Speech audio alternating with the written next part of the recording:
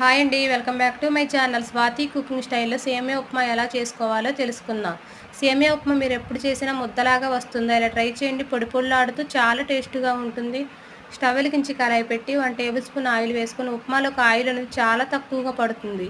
Oil బాగా వీటైన తర్వాత పల్లీలు పోపు వేసుకొని ఫ్రై చేసుకోవాలి. తర్వాత జీలకర్ర కట్ చేసి పెట్టుకున్న అల్లం ముక్కలు వేసుకొని ఫ్రై చేసుకొని కట్ చేసి పెట్టుకున్న ఆనియన్స్, పచ్చిమిర్చి, కొంచెం సాల్ట్, కరివేపాకు వేసుకొని ఫ్రై చేసుకోవాలి.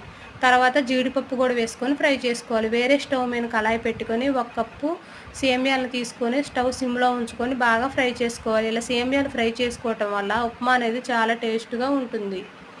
ఇలా బాగా ఫ్రై అయిపోయిన తర్వాత స్టవ్ బంద్ చేసి చల్లారబెట్టుకోవాలి. ఇలా ఫ్రై అయిపోయిన ఈ పోపులోకి 1 కప్పు సేమియాలకి కప్పు వాటర్ పోసుకొని సాల్ట్ చూసి సాల్ట్ వేసుకొని వాటర్ని 10 నిమిషాల పాటు బాగా మరిగించుకోవాలి.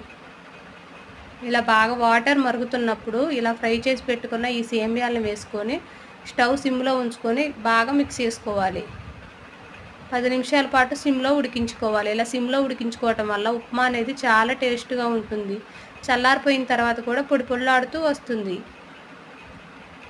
ఈ ఉప్మాలోకి కారపొడి, చట్నీ, పంచదార ఏమీ అవసరం లేదండి. ఇలా ట్రై చేయండి, చాలా టేస్ట్గా ఉంటుంది. ఇలానే తినేసేయచ్చు. 10 నిమిషాల తర్వాత వేడి వేడి సేమియా ఉప్మా రెడీ అయిపోయింది. ఎలా ఉంది? చాలా బాగుంది కదా. మీరు కూడా ట్రై చేయండి. మీరు ట్రై చేసి మీకు ఎలా వచ్చిందో కామెంట్ బాక్స్లో షేర్ చేయండి. ఈ వీడియోని లైక్ చేయండి. మన ఛానల్ని సబ్స్క్రైబ్ చేసుకోండి. ఇలాంటి మరెన్నో వీడియోస్ వస్తాయి.